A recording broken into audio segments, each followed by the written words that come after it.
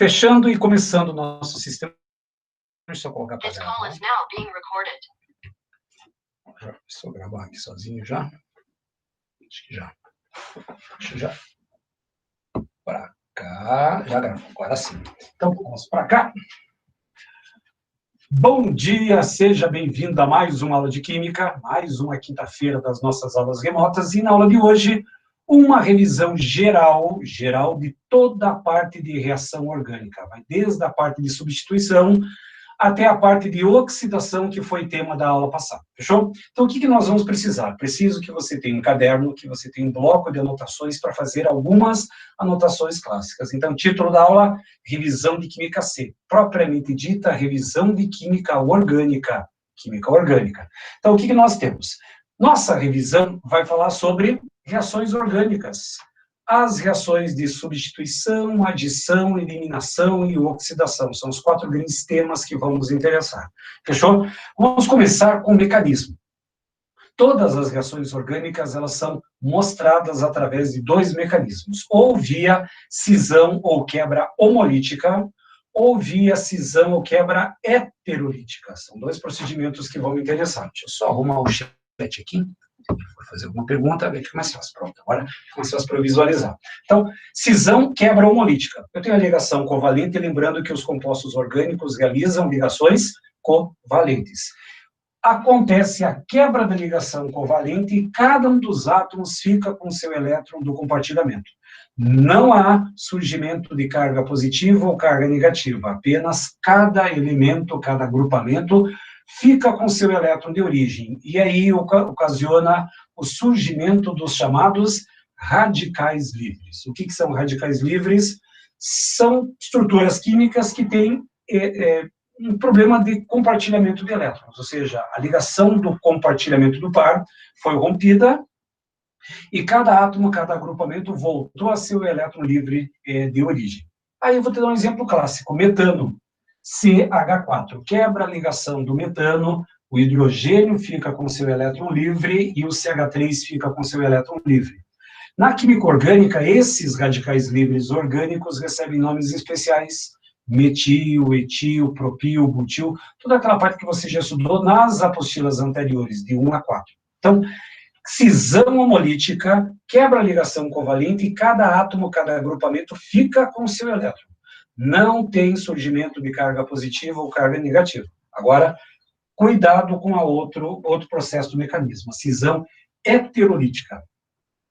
Hetero, diferente. Então, eu tenho compartilhamento do par de elétrons entre A e B, só que entre A e B, o B é o mais eletronegativo. Se ele é o mais eletronegativo, ele atrai o par de elétrons para ele, ficando com uma carga negativa. Enquanto que o A perdeu o seu elétron, ele se transforma numa partícula positiva, num cátion. Se fosse lá na química A, você estaria falando em cátion e ânion.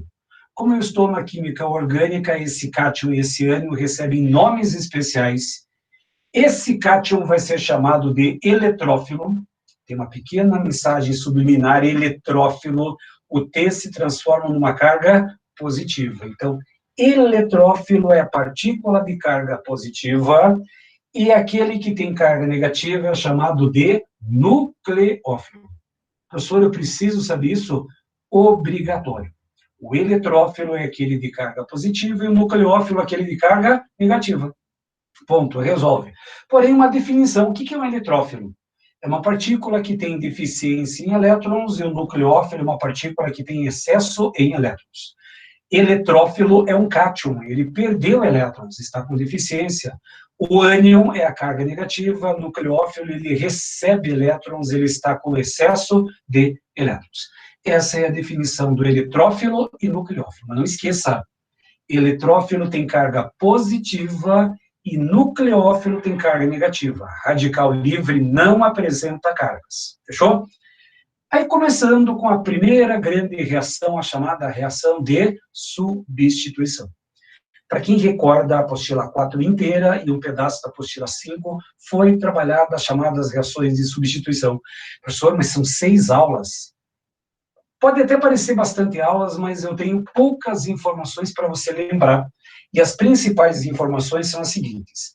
Quem pode fazer as chamadas reações de substituição? Primeiro, numa reação de substituição, alguma coisa tem que ser substituída. Um outro detalhe, antes que eu esqueça. Todos esses slides já estão disponíveis para você lá no seu caderno do A+. E como é uma revisão, não tem esses exercícios na apostila, então o que eu fiz? Lá no seu caderno do A+, tem uma lista de exercícios, se eu pouco me engano, com 17 exercícios, tem gabarito no final, e eu priorizei a região sul. Então, eu priorizei Federal do Paraná, PUC, UEPG, Maringá, Unioeste, Unicentro, os nossos vestibulares aqui do Paraná, com alguns vestibulares de Santa Catarina e Rio Grande do Sul. Então, mais região sul. Embora vão existir algumas questões fora daqui, mas é para fazer o complemento do nosso sistema. Então, lá no seu caderno do A+, tem uma lista de exercícios com 17, 18 questões, tem gabarito no final e está tudo misturado. Todas as reações orgânicas estão misturadas. Você não sabe se é substituição, se é adição, se é oxidação, eliminação. Por quê? Porque na hora da prova você não sabe qual que vai ser a ordem das questões. Você não sabe se a questão vai ser fácil, média, difícil, qual é o tema que vai ser cobrado na ordem. Então, eu deixei tudo misturado. Então, para você treinar. Então, os slides da aula de hoje já estão disponíveis lá e a lista de exercícios em PDF. Então, você pode baixar no telefone, pode baixar no teu computador, se quiser imprimir, imprima, para quem gosta de escrever no papel, está tudo disponível. Então, primeira informação técnica. Numa reação de substituição, alguma coisa tem que ser substituída. Quem pode fazer as chamadas reações de substituição? Na sua grande maioria, compostos saturados. Compostos que apresentam apenas simples ligações podem fazer as chamadas reações de substituição. Então, quem pode fazer? Alcanos, compostos aromáticos. Professor, mas cadeia aromática tem 3 duplas ligações, tá? Só que essas 3 duplas ligações, elas estão constantemente trocando de posição e eu tenho ressonância. Então, eu faço reação de substituição mesmo tendo as 3 duplas ligações. Então, de uma forma geral, cadeias saturadas e cadeias aromáticas. São elas que podem fazer as chamadas reações de substituição. Só que de um ponto de vista mais voltado para o nosso vestibular, alcanos e compostos aromáticos vão fazer as chamadas reações de substituição. Embora você possa encontrar aletos, álcoois e ácidos carboxílicos. Só que essa reação de substituição com ácidos carboxílicos ainda você vai ver na apostila 7, que é a primeira aula da química orgânica, chamada esterificação. Então, ainda aguardem com ácidos carboxílicos, mas as demais, ou o composto tem simples ligação, ou ele tem cadeia aromática. É uma das duas que você vai encontrar na reação de substituição. Mas, novamente, refazendo, o nosso grande objetivo é preparar vocês para o vestibular. Alcanos e cadeias aromáticas. Vamos voltar para a teoria. Numa reação de substituição, alguma coisa tem que ser substituída. E o que eu vou substituir num alcano ou numa cadeia aromática? O hidrogênio. É sempre o hidrogênio que vai ser trocado.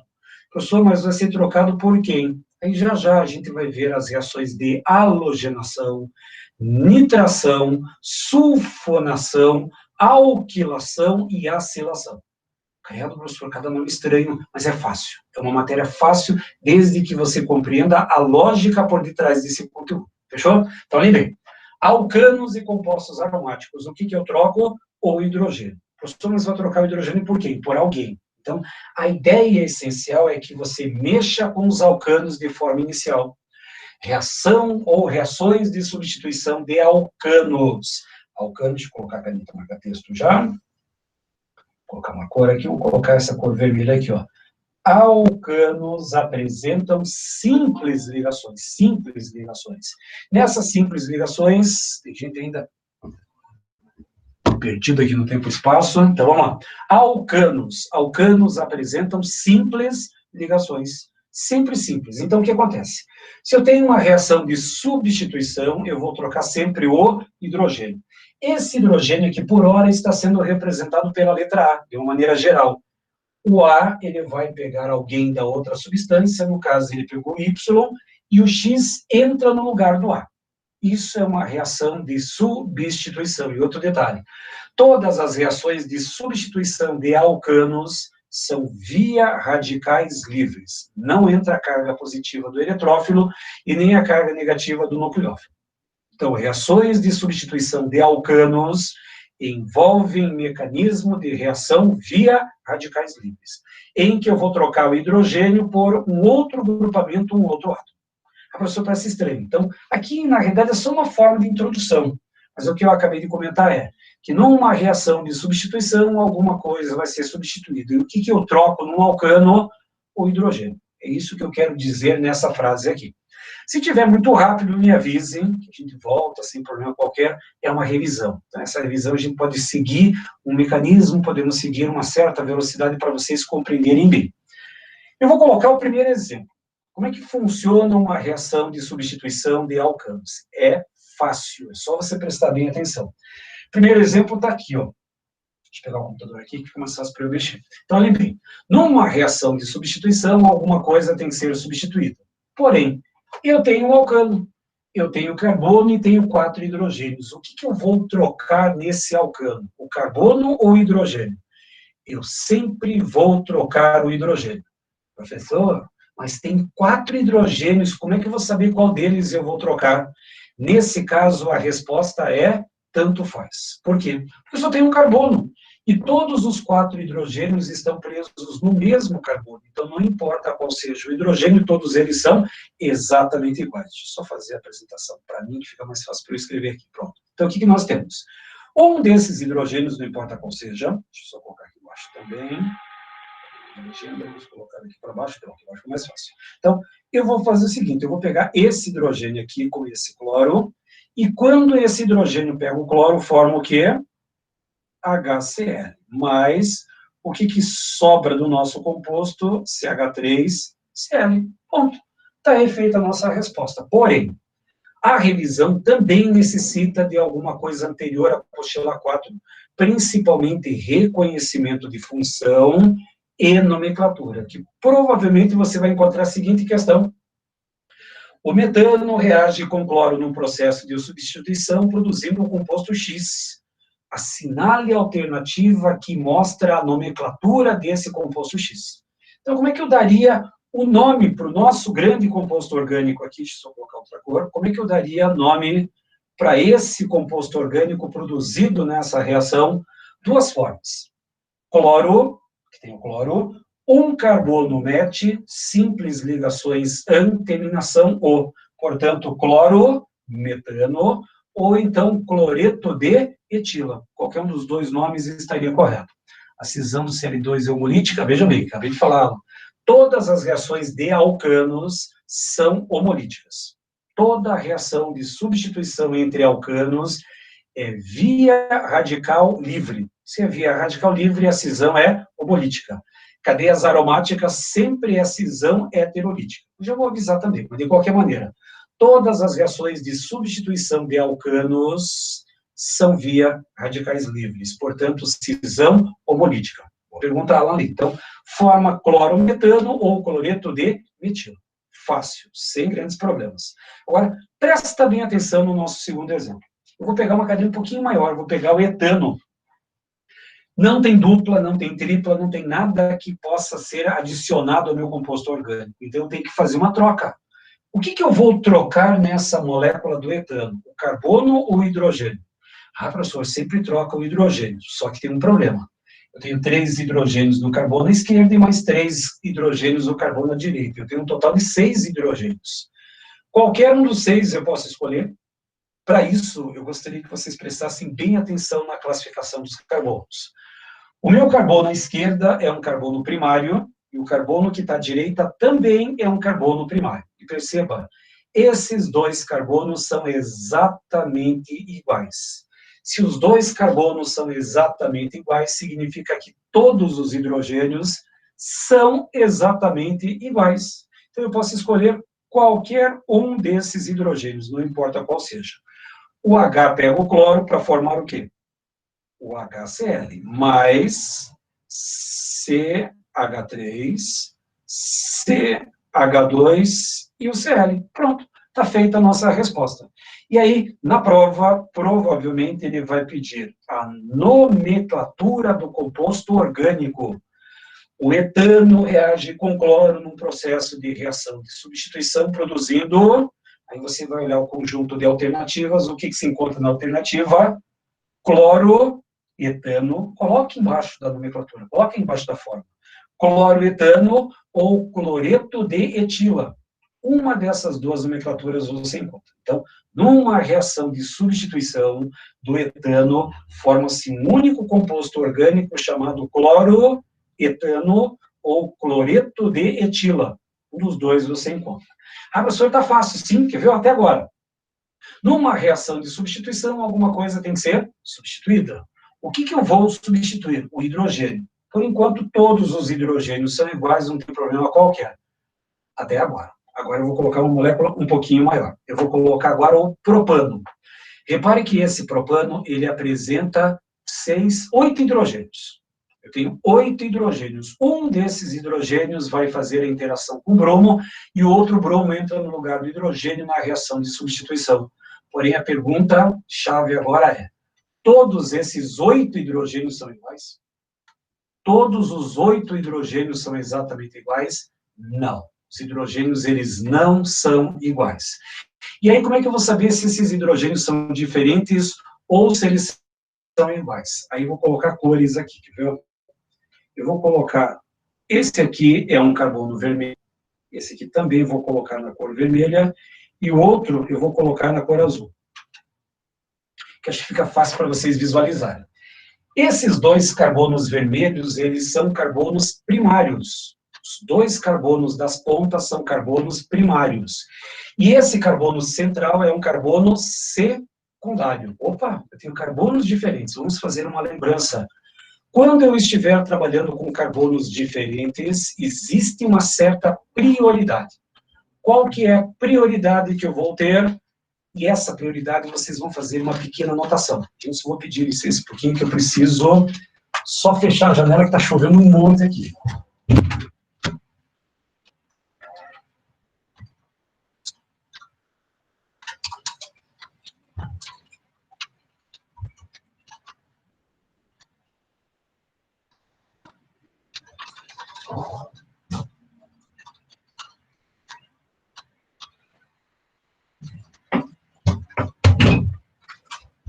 Pronto, muita chuva, você não tem ideia. Então, lá, voltamos para cá.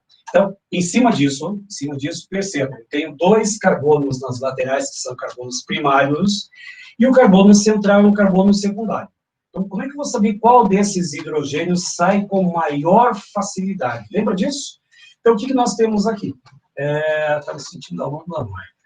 No escuro o céu, exatamente, meu Deus, verdade. Então, de qualquer maneira, deixei as janelas abertas, está tudo inundado lá já, mas de qualquer maneira, cheguei a tempo. Então, 2 carbonos primários e um secundário. Agora com vocês, quero ver se vocês têm boa lembrança. Qual desses hidrogênios que está preso ao carbono azul ou o carbono vermelho é mais fácil de remover?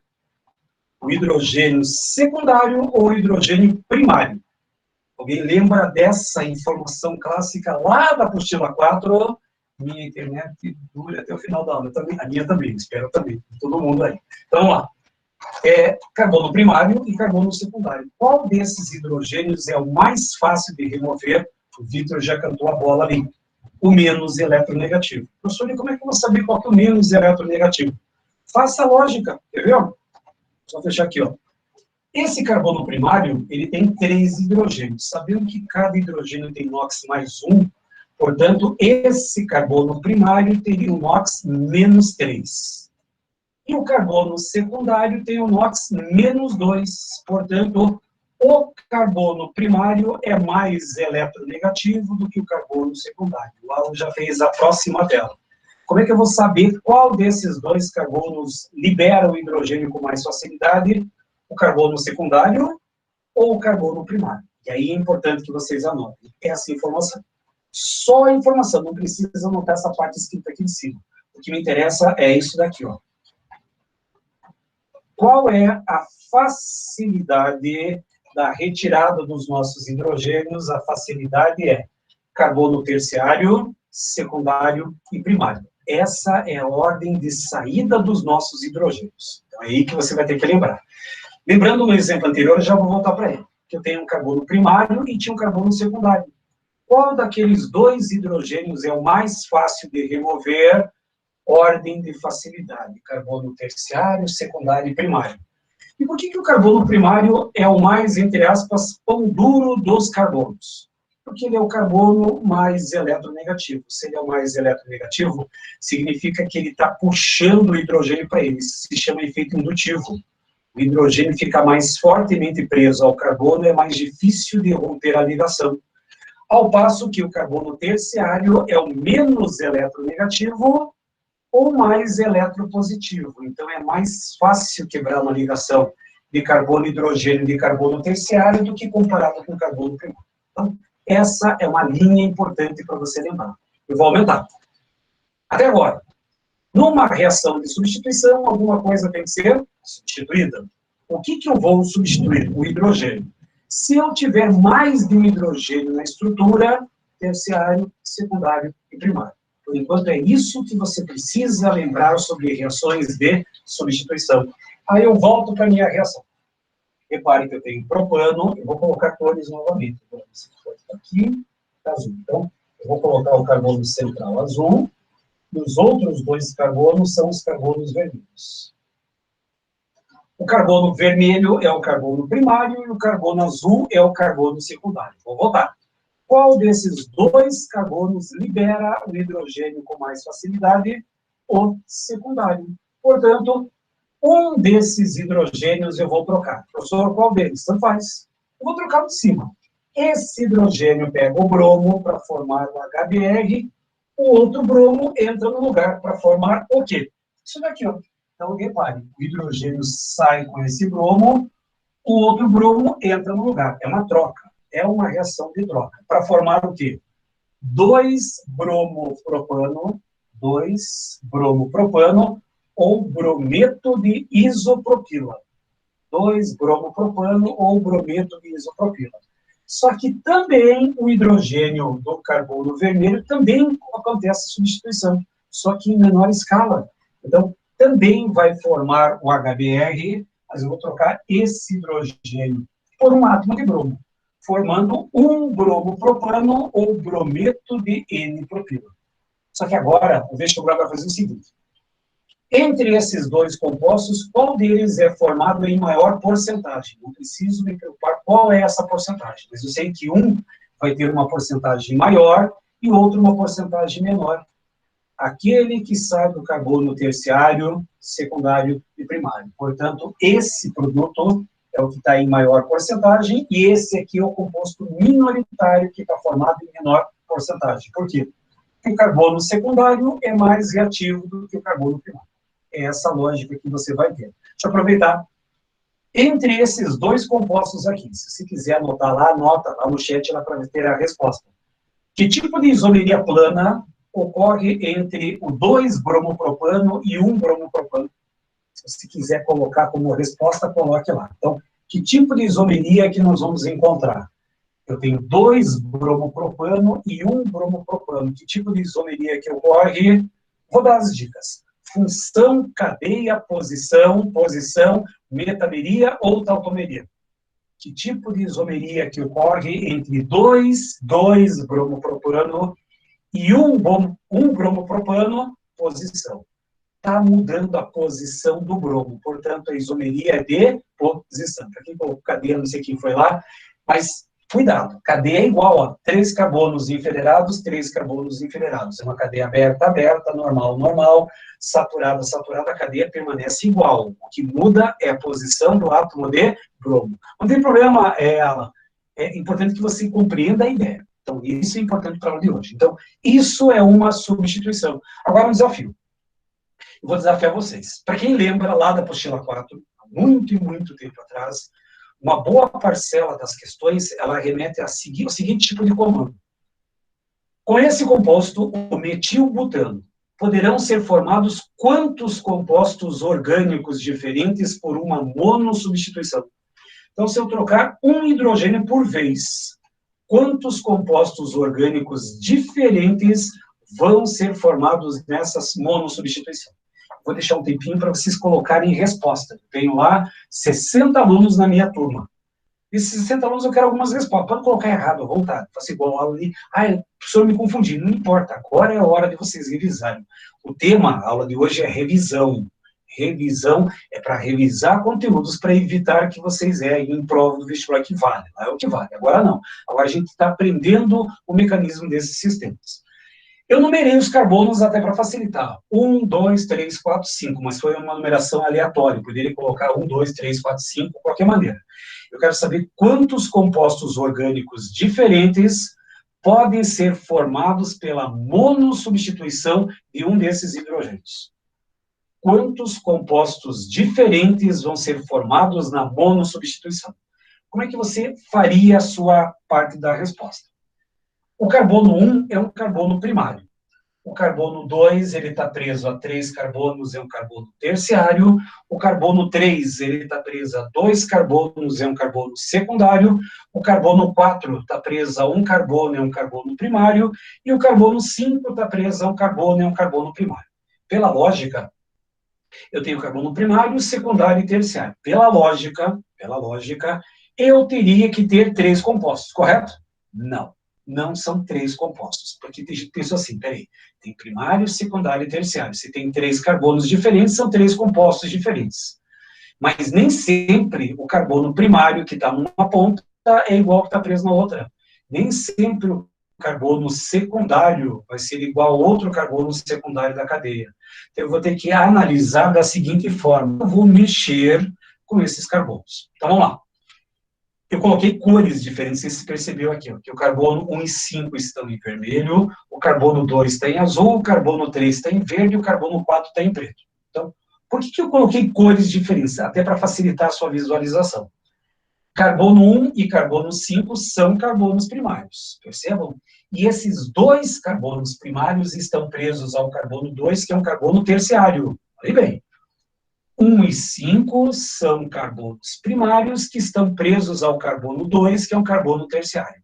O carbono 4 aqui na ponta direita, ele também é um carbono primário. Só que a pergunta é, esse carbono 4 é igual ao carbono 1 ou ao carbono 5? Ele não é igual. Por quê? O 1 e o 5, eles estão presos a um carbono terciário, enquanto que o carbono 4, ele está preso a um carbono secundário. Isso significa que o carbono 1 e 5 são diferentes do carbono 4. Então, significa que eu já vou formar 2 compostos diferentes com o carbono primário. Então, olhem bem. 1 e 5 são iguais. Então, entre os carbonos 1 e 5, eu vou ter o primeiro composto diferente. O carbono 4, que também é um carbono primário, mas ele é um carbono diferente do carbono 1 e 5, vai ser o meu segundo composto diferente. Carbono 2, que é um carbono terciário, portanto, eu vou ter 3 compostos, e o carbono 3 é um carbono secundário, portanto, quantos compostos diferentes eu posso montar na monossubstituição? 4 compostos diferentes, pela ordem. O carbono terciário é o hidrogênio que sai com maior facilidade, depois vem o carbono secundário, que é o carbono 3, depois vem o hidrogênio do carbono 1 ou do carbono 5. Por quê? Porque esses carbonos estão presos ao carbono terciário, enquanto que o carbono 4 está preso ao carbono secundário. Entre terciário e secundário, qual que reage de maneira mais rápida? O terciário. Portanto, a ordem de saída vai ser 2, que é o terciário, 3, que é o secundário, 1 ou 5, que é um carbono primário, mas presos a um carbono terciário, e o último hidrogênio que sai, o mais lento para sair, é o hidrogênio do carbono 4, porque é o carbono mais eletronegativo que eu vou encontrar. Fechou? Então é assim que vocês vão encontrar uma boa parcela de questões em prova. Então, cuidado. Não é só classificar em primário, secundário e terciário. Você vai ter que verificar se os carbonos primários das pontas são iguais. Se os carbonos secundários da cadeia vão ser iguais, e se os carbonos terciários são iguais. Se forem iguais, aí tudo bem. Agora, se forem diferentes, cada carbono diferente corresponde a um composto diferente que você vai encontrar. Fechou? Isso é a parte dos alcanos. Porém, também existe uma reação importantíssima, tanto que eu falo que hoje os vestibulares, eles cobram mais as moléculas orgânicas aromáticas no processo de substituição. Então, o título é maior do que a matéria. Reações de substituição de cadeias aromáticas ou de compostos aromáticos. o mecanismo é igual, não muda em absolutamente nada. Vou revisar mais uma vez a matéria. Numa reação de substituição, alguma coisa tem que ser substituída. Quem que eu vou substituir? O hidrogênio. Caso você tenha mais de um hidrogênio na cadeia, a ordem de saída é terciário, secundário e primário. Professor, e se tiver uma cadeia aromática? É mais fácil ainda, porque a cadeia aromática, ela tem 6 hidrogênios. E todos os 6 hidrogênios são exatamente iguais. Todos os 6. Então, na nossa reação, eu não vou colocar os 6 hidrogênios. Eu só vou colocar a cadeia aromática com a ressonância e um hidrogênio à amostra. Então, o que acontece? Nas cadeias aromáticas, nas cadeias benzênicas, eu não vou colocar todos os hidrogênios. Eu vou deixar um para fora, aquele que eu vou trocar. Professor, então eu posso escolher a ponta, sim, você pode escolher o hidrogênio de cima, de baixo, de esquerda, de direita, não importa, mas um dos Hs vai ter que estar à amostra. Eu não sei quem fez a pergunta lá anterior, que os alcanos, eles fazem reação de mecanismo via radical livre, mecanismo via cisão homolítica. Já cadeias aromáticas, elas fazem reação de substituição via eletrofílica nucleofílica. Não sei se vai dar para enxergar bem ali na sua tela, mas você percebe que aqui, ó, o A tem uma carga positiva e o B tem uma carga negativa. O A é o eletrófilo e B é o nucleófilo. Sempre nessas reações, o eletrófilo é o instável. É ele que vai reagir com o composto orgânico, enquanto que o nucleófilo é ele, veja bem, o B tem carga negativa, ele vai atrair aquele hidrogênio. Por que é o hidrogênio?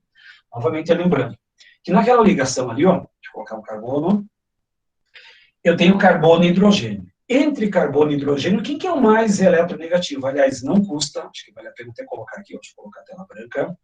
Quais são os 10 elementos mais eletronegativos da tabela periódica?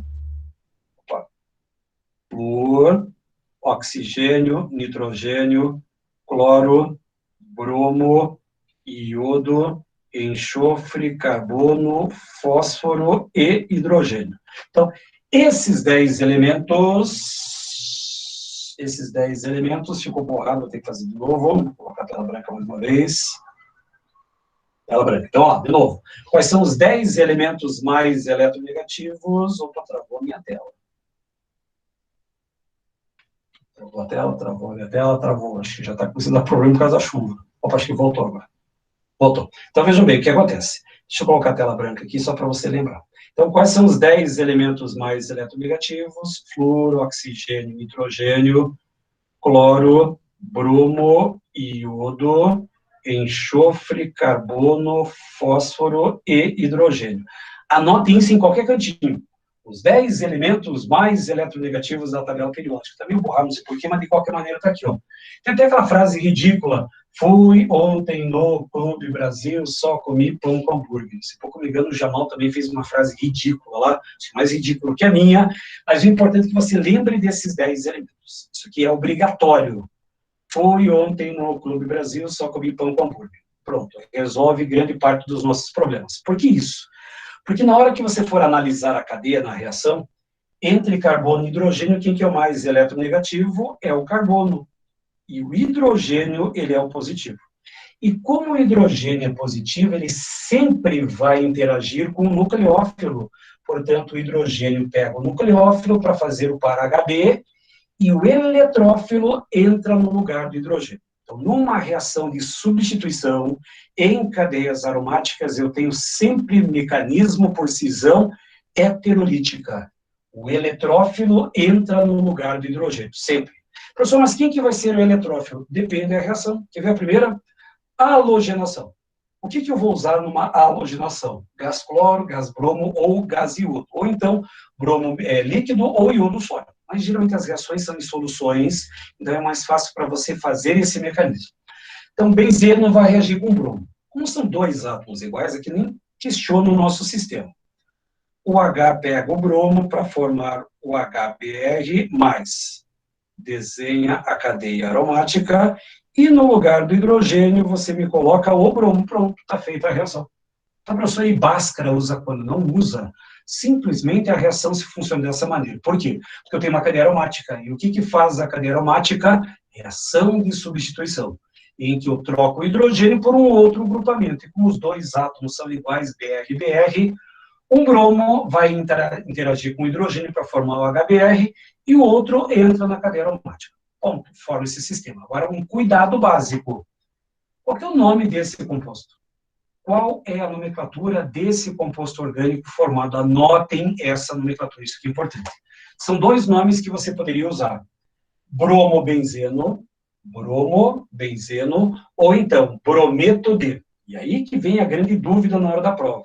A grande dúvida vem a seguinte, aqui, eu vou colocar aqui uma cor vermelha. Como é que é o nome desse radical aqui? Ó? Qual é o nome do radical que tem apenas a cadeia aromática? O nome desse radical, ele é chamado de fenil.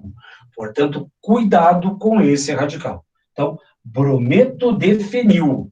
O benzil, ele é diferente. Inclusive, vou colocar o benzil ali em cima, só para dizer que o benzil é isso daqui. Ó. Você vai ter a cadeia aromática e vai ter uma cadeia lateral, CH2 tracinho. Então, se você quiser anotar, anota ali no cantinho qualquer lá que o benzil é a cadeia aromática com o CH2 e aí o elétron livre. Então, o benzil ele tem uma cadeia lateral. O fenil não tem cadeia lateral, é apenas a cadeia aromática. Cuidado com esses dois radicais. Já vi muita gente boa perder questão por causa desses dois radicais. Fenil é apenas a cadeia aromática e benzil tem a cadeia lateral. Essa é a ideia que você tem. Qual era o outro nome? Então, vamos colocar aqui. Ó. Aqui é bromobenzeno ou brometo de fenil. Brometo de fenil ou bromobenzeno. Qualquer um dos dois nomes você vai encontrar na nossa questão. E essa reação, em especial, talvez seja uma das reações que mais vezes apareceu nas nossas provas modernas. Então, a reação de halogenação de cadeia aromática, sai o hidrogênio, entra um halogênio no lugar, formando brometo, cloreto, iodeto de fenil. Fenil, que é a cadeia aromática. Mas nem sempre de halogenação vivem as nossas reações. Próxima reação é uma reação chamada de nitração.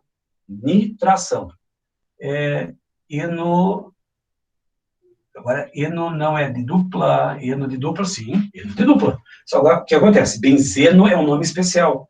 A nomenclatura indica a quantidade de carbonos, met, et, prop, but, pente. E o benzeno, as cadeias aromáticas, se você lembrar lá da apostila 1, todas as cadeias aromáticas, elas têm nomes especiais. Então, benzeno é um nome especial, ele não segue as regras internacionais da IUPAC. Então, você não pode ver carbono indica dupla ligação, só que ele tem 3 duplas ligações. Então, benzeno é uma nomenclatura especial. Então, esqueça, Gabriel, dessas possibilidades de cadeia aromática. Benzeno, naftaleno, tolueno, todos esses compostos têm uma nomenclatura especial. Então, tem que memorizar um pouquinho. Nitração, ácido nítrico. Vocês aprenderam com o Jamal que o ácido nítrico é HNO3. Só que na química orgânica, o ácido nítrico não é HNO3. Aliás, nem na química inorgânica, o ácido nítrico é HNO3. Ele é HONO2. Porque o que vai me interessar é isso daqui, ó. O NO2. Na química orgânica, nós temos uma função chamada nitrocomposto. Por isso que é chamado de nitração, porque eu tenho nitrocomposto. O que vai acontecer nessa reação? Então, perceba bem. Eu tenho carbono e tenho hidrogênio. Deixa eu até colocar ali, fica mais fácil. Eu tenho carbono e tenho hidrogênio. O carbono é negativo, o hidrogênio é positivo. A hidroxila, ela é negativa, obviamente o NO2 vai ser positivo. O que vai acontecer na questão? O H pega a hidroxila para formar o quê? A molécula de água, mais desenha a cadeia aromática e no lugar do hidrogênio você coloca o NO2. Bom, está feita a nossa representação. Nitração envolve a formação do grupo nitro. E como é que eu caracterizo o nitro? NO2. Então, o ácido nítrico, ele não vai ser escrito na reação na forma de HNO3. Ele vai ser escrito na forma de OH, NO2, porque esse OH, ele vai interagir com o hidrogênio para formar a molécula de água, e o NO2 entra no lugar. para formar o nitrobenzeno. Se você quiser colocar a nomenclatura aí no seu caderno, nitrobenzeno. NO2 é nitro e o benzeno é o benzeno. Ponto, fica dessa maneira. Isso é uma nitração. Outra questão clássica das provas modernas, a nitração. Outra função é a sulfonação. A sulfonação vai trabalhar com ácido sulfúrico, só que o ácido sulfúrico não é mais para nós H2SO4, ele vai ser HOSO3H. Pode ser chamado de nitrato de fenila? Não. Não pode, só voltar um pouquinho aqui, ó. O nitrato, quem se fez igual, o nitrato é isso daqui, ó. Nitrato é NO3 com uma carga menos. O nitrato é NO3, e aqui eu tenho NO2. Nitrato é uma representação iônica. Então, nitrato de fenila não pode. Então, está errado essa nomenclatura. É nitrobenzeno. Única nomenclatura plausível. Não existe outra possibilidade de nomenclatura. Então, nitrato é NO3. Se tivesse NO3 aqui, aí sim. Só que não é possível, porque o nitrato tem carga negativa, e aqui eu teria que ter um cátion. E o fenil, ele é um radical livre, ele tem elétrons livres, ele tem cisão homolítica. Então, não daria para formar um nitrato de fenila, mesmo que possível. Então, a química não permitiria esse processo, entendeu? Então, não pode ser nitrato, é nitrobenzeno, só. Próxima reação, sulfonação. Vai trabalhar com ácido sulfúrico, só que o ácido sulfúrico não vai ser representado na forma de H2SO4. Por quê? Porque na química orgânica existe uma função que é SO3H, que é a função ácido sulfônico. Então, o que eu faço?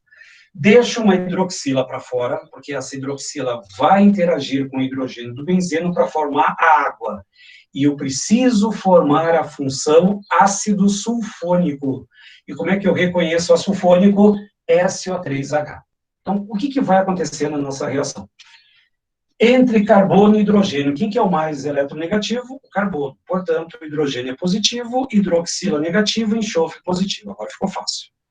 O hidrogênio pega a hidroxila para formar a molécula de água, mais desenha novamente a cadeia aromática e no lugar do hidrogênio coloca o SO3H. Ponto. Resolvido o nosso processo. Então, as reações de substituição, elas parecem ser difíceis, parece. Visualmente parece ser um negócio complicado. Nossa, o tamanho da cadeia não importa. Somente temos um foco. O hidrogênio deve ser removido para alguma coisa entrar no lugar. Numa sulfonação, eu preciso do ácido sulfônico. Como é que eu reconheço o ácido sulfônico? SO3H. Então, a hidroxila pega o hidrogênio para formar a molécula de água, o SO3H entra no lugar do hidrogênio. Para quem está colocando nomenclatura, qual que é o nome desse composto orgânico de cadeia benzênica? A nomenclatura é ácido benzeno sulfônico. Ácido benzeno, tracinho, sulfônico. SO3H indica a formação do ácido sulfônico. E como é que eu dou a nomenclatura de ácido sulfônico? Ácido, o nome do composto, que é benzeno, mais a palavra sulfônico. Assim que funciona esse sistema. Como fica essa nomenclatura, já estou colocando agora. Então, já até me adiantou o expediente um pouquinho. Ácido benzeno sulfônico. Tem alguns autores que colocam o benzeno e o sulfônico juntos, só que daí duplica o S. Benzeno, daí coloca 2 S e sulfônico. Então, as duas nomenclaturas estariam corretas. Então, se fosse uma prova de vestibular, provavelmente a questão seria: benzeno reage com ácido sulfúrico produzindo, numa das alternativas, ácido benzeno sulfônico. Esse é o nome desse nosso composto. Agora, uma das estrelinhas de prova discursiva, para quem aí está montando a tela e vai fazer prova discursiva de química, tem que tomar cuidado. Dá para substituir mais de um H que eu tenha? Sim, veja bem. Posso, mas todas essas reações, elas são de monossubstituição. Gustavo, já eu vou colocar um outro grupamento no lugar do hidrogênio. E aí você vai fazer a segunda substituição. Só que quando você faz uma segunda substituição, eu vou ter os chamados orientadores orto, para e meta. É uma questão de 2 telas só. Aguenta um pouquinho, Gustavo, tua pergunta é muito boa. Eu posso trocar mais de um hidrogênio? Pode, mas do ácido sulfônico, não. Se a pergunta é essa, dá para substituir mais de um H caso eu tenha mais sulfúricos? Veja bem. Uma molécula de sulfúrico tira um H. Se eu tivesse duas moléculas de ácido sulfúrico, eu ia retirar um segundo hidrogênio da cadeia aromática. Eu não posso tirar os hidrogênios do ácido sulfúrico. O ácido sulfúrico, uma hidroxila pega um H. Se eu tivesse uma segunda molécula de ácido sulfúrico, eu retiraria um segundo hidrogênio da cadeia benzênica. Só que para retirar um segundo, eu tenho uma outra matéria que já vai aparecer aí. Então, importante a pergunta aí, Gustavo. Muito boa mesmo. Então, lá. Alquilação. A palavra alquil, ela é derivada de alcano. Alquil representa a derivação de alcano. E o que é o alquil? São radicais. Metil, etil, propil, butil, fenil, esses radicais que vocês encontram por aí. O alquil é um derivado de alcano. Você já deve ter ouvido falar em aril ou arila. É derivado de aromático. Arila, aromático. Alquil de alcano. São radicais. Simplesmente uma alquilação, o nome é bonito, hein?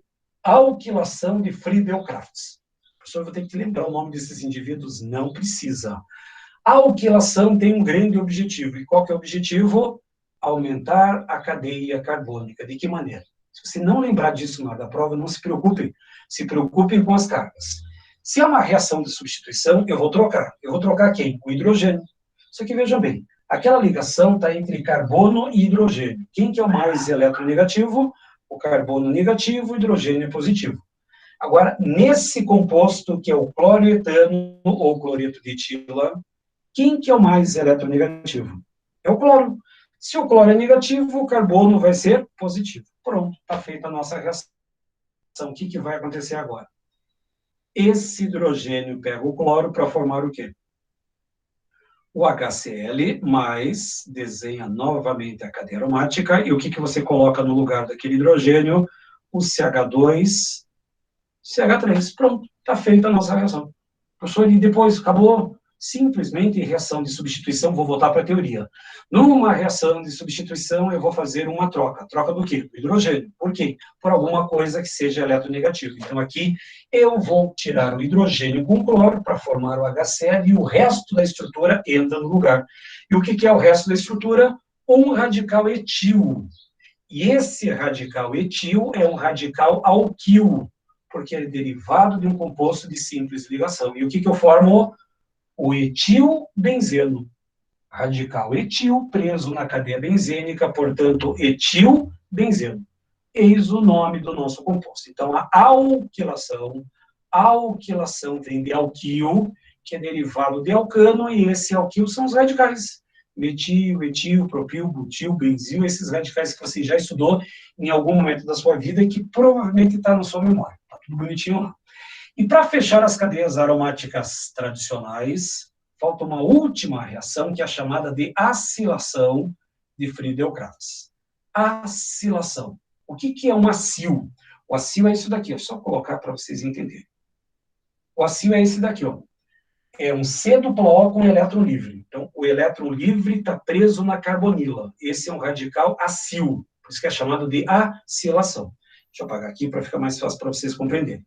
Novamente, a lógica é, eu tenho carbono, e o carbono é mais eletronegativo do que o hidrogênio. Então, significa que esse hidrogênio, ele tem que interagir com alguém eletronegativo da outra cadeia. Só que aqui eu tenho o oxigênio, que é eletronegativo, mas eu também tenho o cloro, que é altamente eletronegativo. Porém, qual desses dois átomos o hidrogênio vai preferir? Aí tem a escolha. Ah, professor, mas o oxigênio é mais eletronegativo do que o cloro. Concordo. Só que observem bem, entre carbono e oxigênio existem duas ligações, e entre carbono e cloro existe apenas uma ligação. Entre quebrar duas e quebrar uma, adivinha qual é mais fácil para você operacionar? A de simples. Portanto, o nosso cloro vai ter carga negativa e o carbono tem carga positiva. Então, esse hidrogênio pega o átomo de cloro para formar o HCl. E tem um outro probleminha. Se o H pegasse o oxigênio, ia formar HO. E o que é HO? Não existe molécula de HO, existe H2O. Eu tenho a hidroxila que pega o hidrogênio. Agora, HO não existe. Então, o H pega o cloro, porque só tem uma ligação, para formar o HCl+. Desenha novamente a cadeia aromática.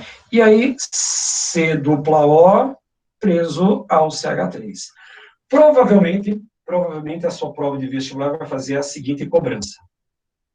Que função orgânica é produzida nesse processo? Que função orgânica é produzida nessa reação de acilação? O que é um C-O entre átomos de carbono? Uma cetona. Portanto, a acilação ou vai produzir cetonas ou vai produzir aldeídos. Vai depender do teu radical acil que você tem. Se você tiver um hidrogênio aqui, formaria um aldeído. Qualquer outro composto derivado do acil vai produzir uma cetona. Então, uma acilação vai produzir uma cetona ou um aldeído. Então, essas são as 5 grandes reações que você vai operacionar dentro das cadeias aromáticas. Halogenação, nitração, sulfonação, alquilação, que vem de alcanos, aumento da cadeia, e acilação para formar uma carbonila numa cetona ou num aldeído. Esses são os 2 processos que vão me interessar. Aí entramos na pergunta, eu não sei quem fez essa pergunta ali em cima lá, dá para substituir mais de um hidrogênio? É o Gustavo. Gustavo, agora vem a tua pergunta. Imagine que você vai fazer uma segunda substituição do hidrogênio. Só que nessa segunda substituição, eu já tenho alguém preso na cadeia aromática. Então, esse S que eu coloco aqui na cadeia aromática pode ser qualquer coisa menos o hidrogênio. Qualquer coisa menos o hidrogênio. Então, pode ser um radical hidroxila, pode ser um metil, pode ser um metil, pode ser um ácido, um aldeído, uma cetona, uma amina, pode ser qualquer coisa que não puder. Que é o radical acil. Radical acil é esse daqui, ó. É o C-O com elétron livre. Esse é o radical acil. C-O com elétron livre. Imagine que não tem o cloro aqui, ó. Esse é o radical acil. Então, CH3, C-O com elétron livre. Esse é o radical acil. Tira o cloro daqui, aí você tem um radical acil. Então, C-O é o radical acil. Essa é a ideia do radical que você tem. Voltamos para cá. Então, a pergunta ali foi, e se eu tivesse que remover um segundo hidrogênio, um terceiro hidrogênio? Então, aí vai depender do nosso substituinte.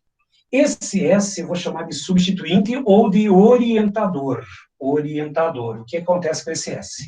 Professor, mas o que é esse S? Esse S pode ser qualquer coisa, menos H.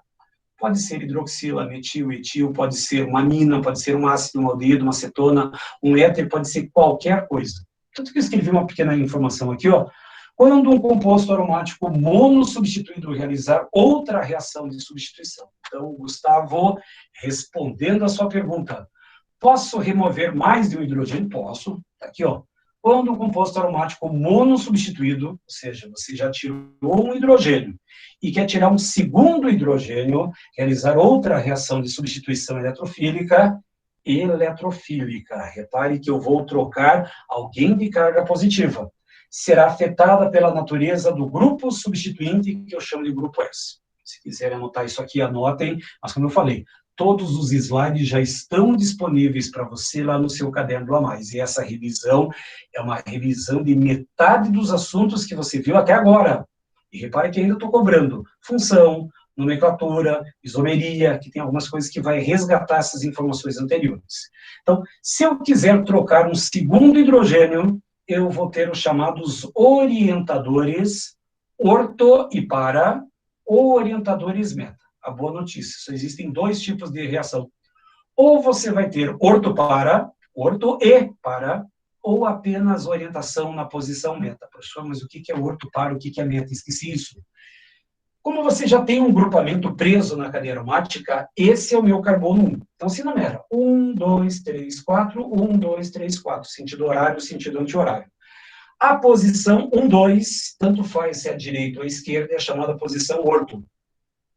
Posição 1, 3 é a chamada posição meta, e a posição 1, 4 chamada posição para. 1, 2 orto, 1, 3 meta e 1, 4 para. Então, posição 2 é orto, posição 3 é meta e posição 4 é posição para. Fechou? Agora, como é que eu vou saber se é orto para ou se é meta? Então, primeiramente, eu vou apresentar as nossas informações. Orientadores orto e para. Então, primeiro caso da orientação. Então, aqui eu só coloquei no lugar do S, eu coloquei um Y. Mas se você quiser colocar ali, ó, vou colocar ali, ó, o S no lugar para evitar confusão. Então, eu tenho um S no lugar do Y. Tá, mais ou menos dá para ver. Então, eu tenho um grupo substituinte, e esse grupo substituinte pode ser um orientador orto e para. Tá, professor, e como é que você sabe quem que é orto e para? Tem 2 oportunidades para vocês descobrirem. Primeiro, Orientadores ortopara são chamados de ativantes. Professor, mas o que é um ativante? Como eu sei que vocês iam perguntar, eu coloquei aqui embaixo nesse retângulo verde. Os ligantes que tornam o composto aromático mais reativo que o benzeno são chamados de ativantes. Então, se eu tenho a cadeia benzênica e entrou alguém no lugar do hidrogênio, e esse alguém deixa a reação mais rápida, uma cinética maior, esse grupamento é chamado de ativante, porque deixa o composto mais reativo, consequentemente com maior velocidade de reação. Então, ativante significa que deixa a reação mais rápida, deixa a cadeia aromática mais reativa, portanto, com maior velocidade. Porém, cuidado, embora eu duvido muito, mas de qualquer maneira, estamos em 2020. Em 2020, tudo pode acontecer. Orientadores ortipara são ativantes, com uma exceção, os halogênios. Fluoro, cloro, bromo e iodo são orientadores ortipara, mas eles são desativantes. Professor, o que é um desativante? Se ativante deixa a cadeia mais reativa, desativante vai deixar a cadeia menos reativa. Já vou colocar isso no papel, que é orientador meta. Então, orientadores ortipara são chamados de ativantes, com exceção dos halogênios. O que é um ativante? Que deixa a cadeia aromática mais reativa comparado com o benzeno. E quais são os principais orientadores ortipara? Os radicais metil, etil, propil, butil, a hidroxila, o éter, amina primária, secundária, terciária, tiocompostos, aletos e outros compostos aí. Então, o que é um radical ortopara?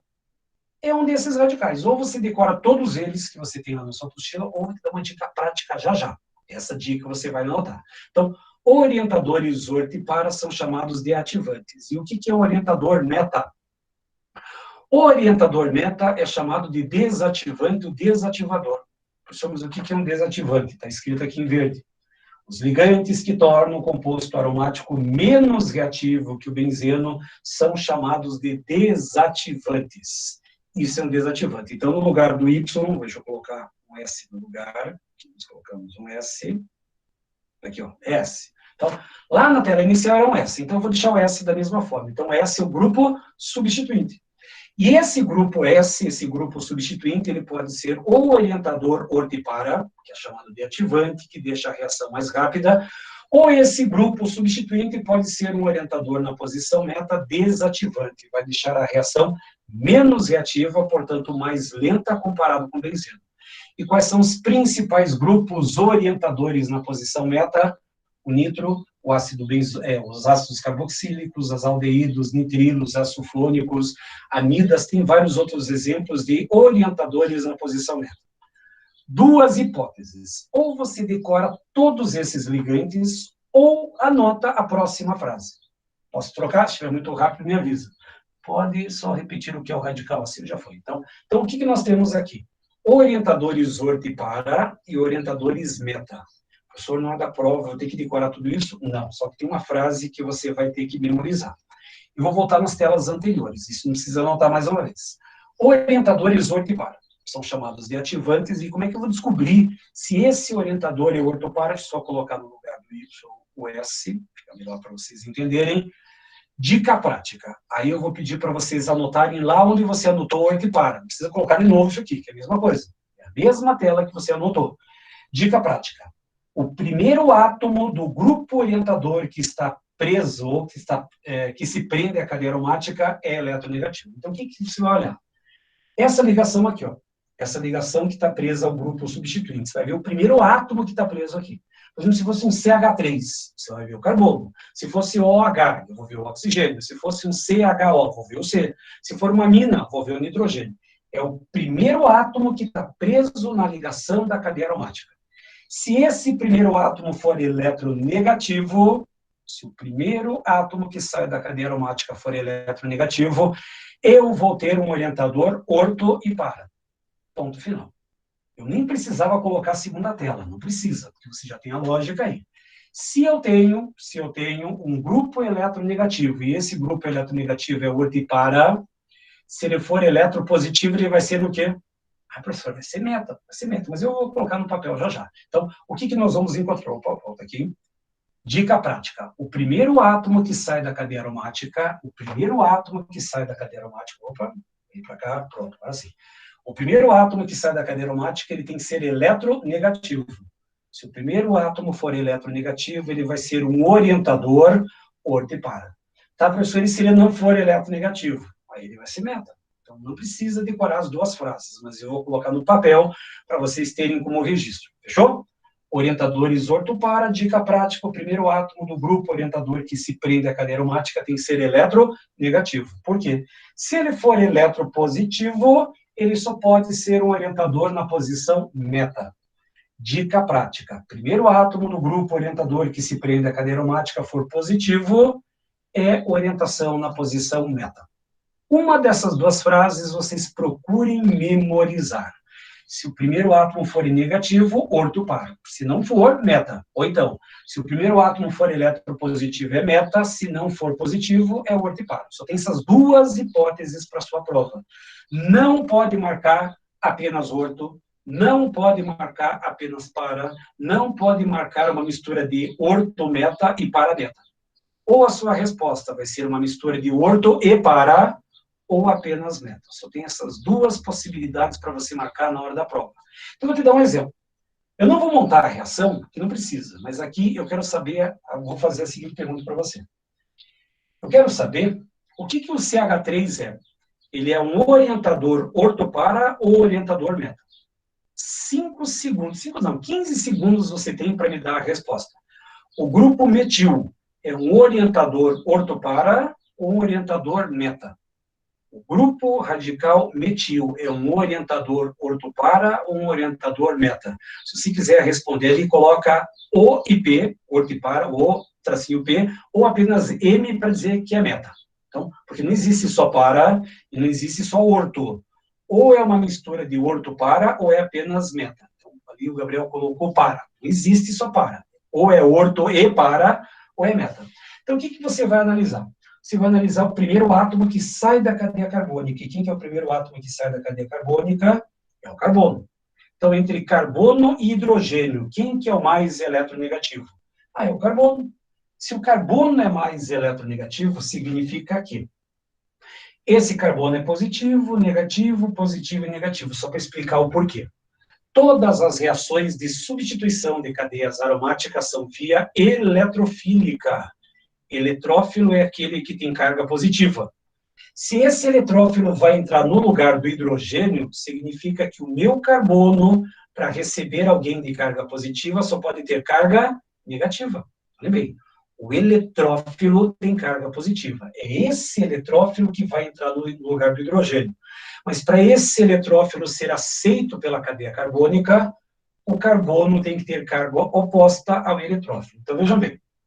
Se o meu primeiro átomo for negativo, positivo, negativo, positivo e negativo. Eletrófilo, ele pode entrar no lugar do hidrogênio? Pode. Por quê? Porque o eletrófilo, carga positiva com carga negativa, atração. Então, a posição orto, permitida.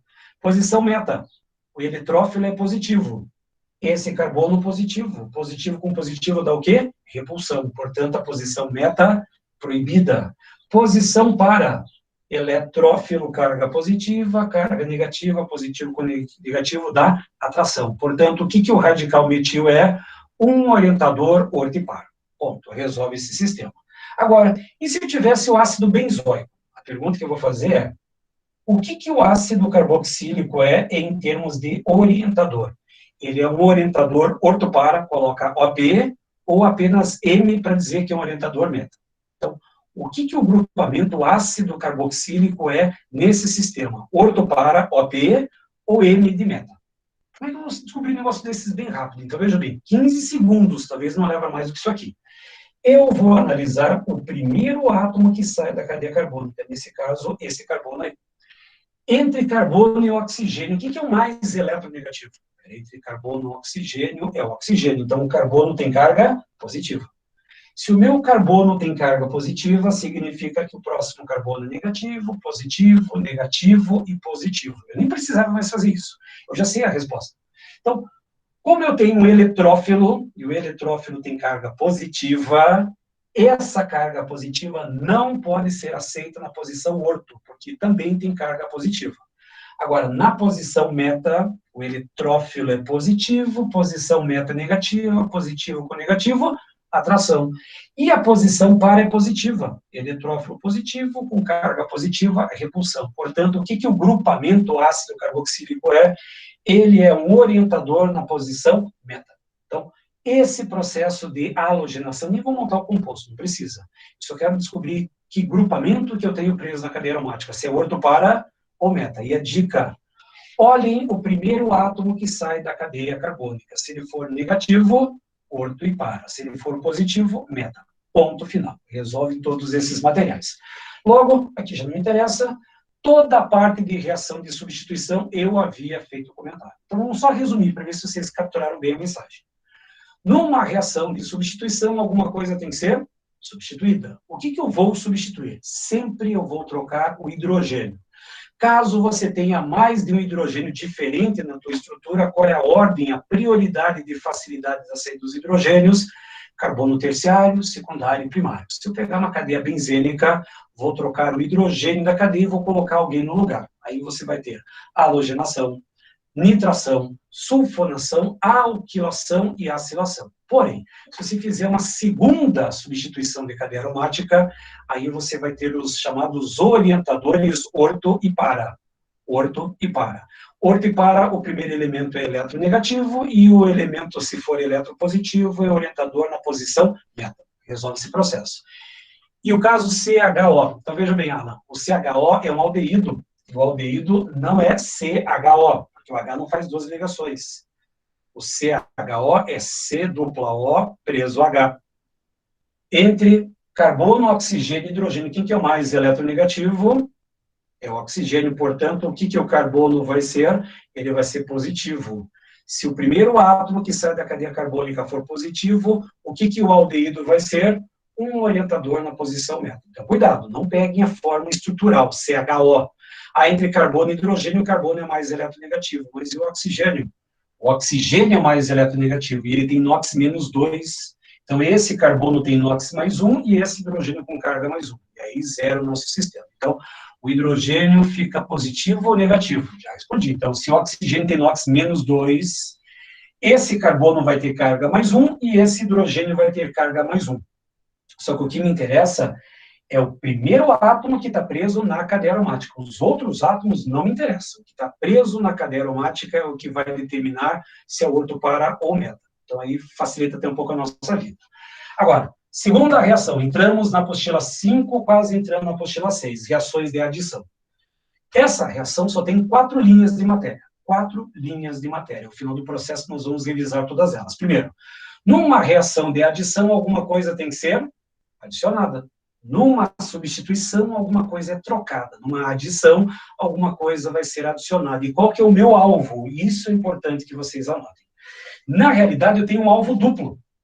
O primeiro grande alvo é a quebra da ligação π. Ou seja, em outras palavras, qual que é o alvo do ataque de uma reação de adição? É a dupla ou a tripla ligação. A dupla ou a tripla ligação. E, novamente, relembrando, eu não estou falando que só vale entre átomos de carbono, pode ser entre quaisquer elementos. Carbono, carbono, carbono, oxigênio, carbono, nitrogênio, tudo é válido. O alvo é a dupla e a tripla, a quebra da ligação π, não importando qual tipo de elemento que você vai usar. E um outro alvo importante são 2 ciclos. Ciclos instáveis, o ciclo propano e o ciclo butano. Aqui vale a pena, depois, mais para frente, vai ter explicação, mas já vou adiantar aqui, depois eu posso pular. Por que apenas o ciclo propano e o ciclo butano são ciclos que vão fazer reações de adição? Professor, mas não faz sentido. Ciclo propano tem simples ligações, ciclo butano tem simples ligações. Você acabou de falar que quando o composto tem simples ligações ou cadeia aromática, faz reação de substituição. Falei, e é correto.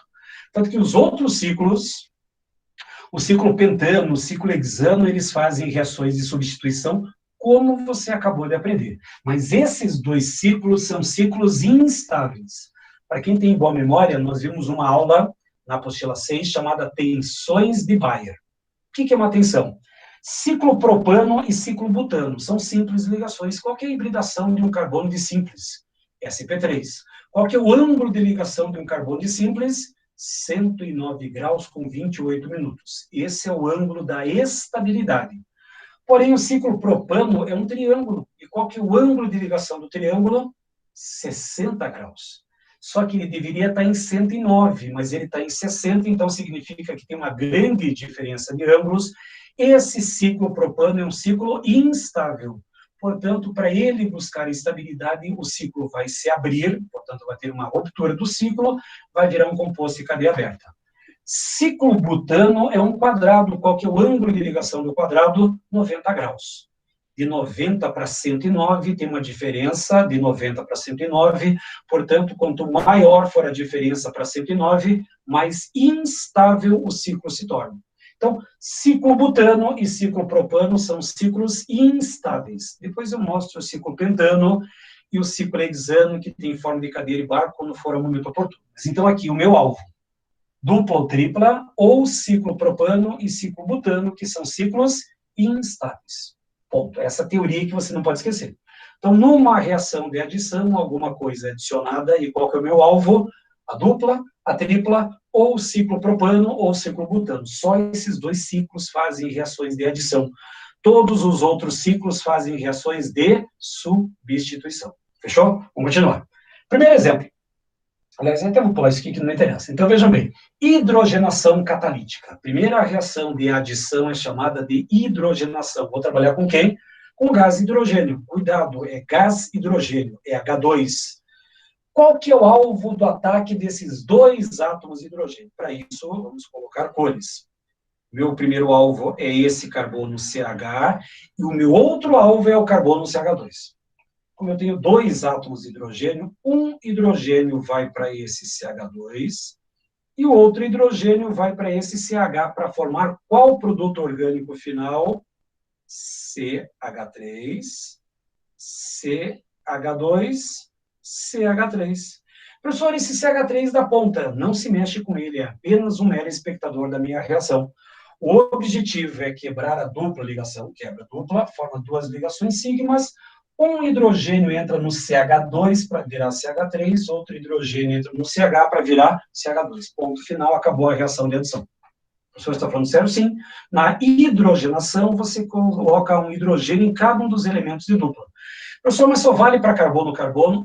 Não, não vale só para carbono-carbono. Presta bem atenção agora nessa reação.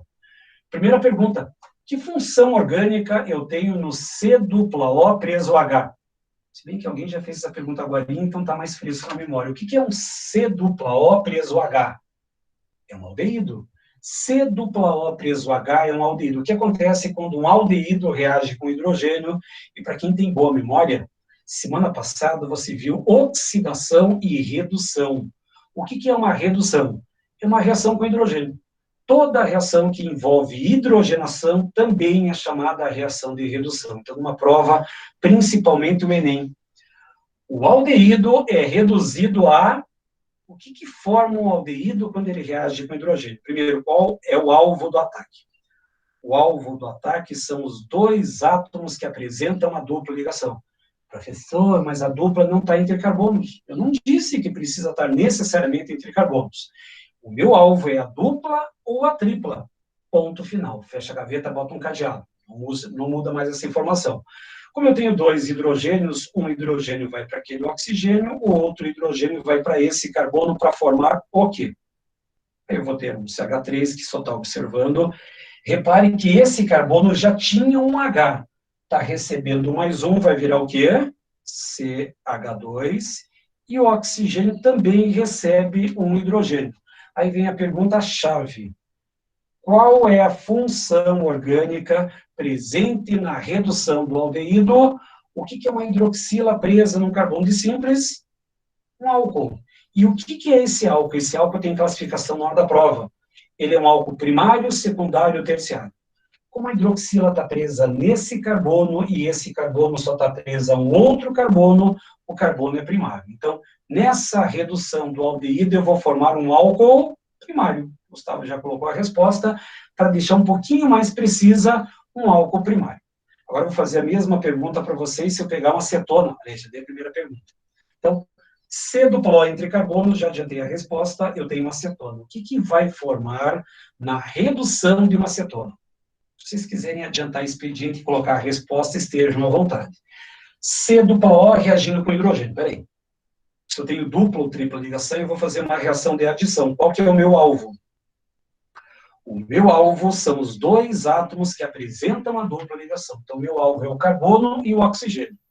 Professor, mas não é entrar entre carbonos, não importa. O alvo é a dupla, não os elementos, os átomos que estão presos a ele.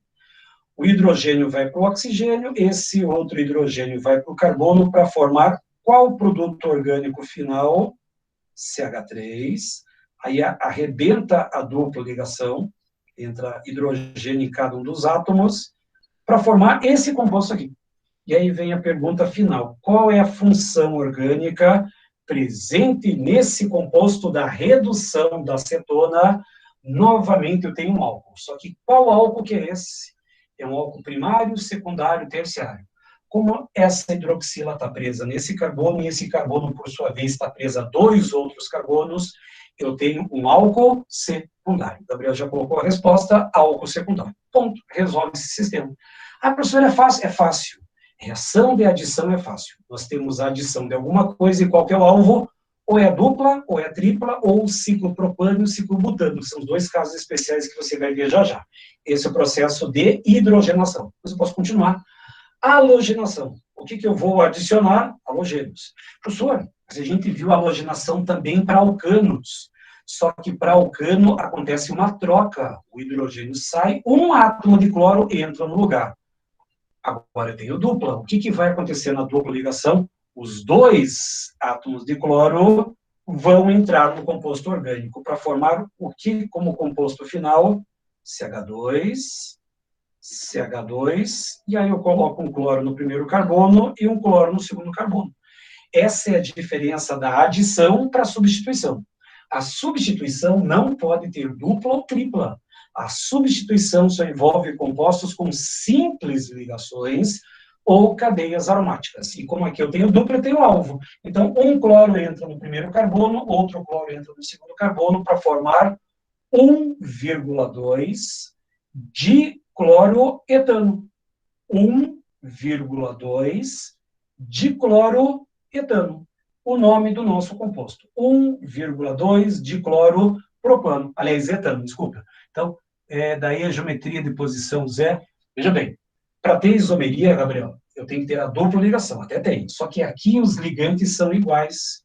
E se os ligantes são iguais, nem sombra de isomeria existe nesse composto. Então, aqui eu não tenho isomeria nem Z e nem E, e muito menos isomeria geométrica. Para ter isomeria geométrica, além da dupla, é necessário que os dois carbonos da dupla tenham que ter ligantes diferentes. E aqui não tem dupla, portanto, aqui nenhum tipo de isomeria vai acontecer, nenhum tipo.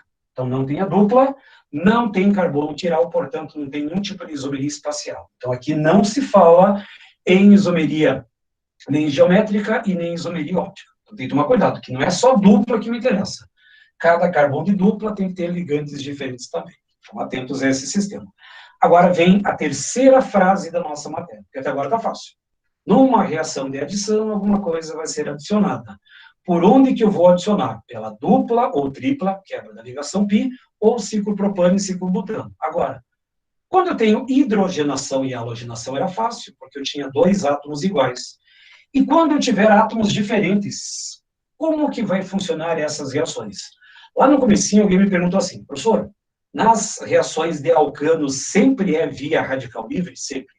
A única reação orgânica que é via radicais livres é de alcanos. Todas as outras reações são via eletrofílica e nucleofílica, portanto, você vai mexer com cargas. Entre H e Br, quem que é o mais eletronegativo?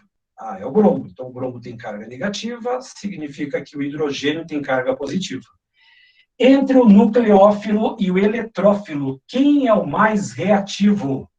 Sempre é o eletrófilo. Se você perguntar por quê, o bromo tem 7 elétrons na última camada. Ele recebe o outro elétron do hidrogênio e fica com 8.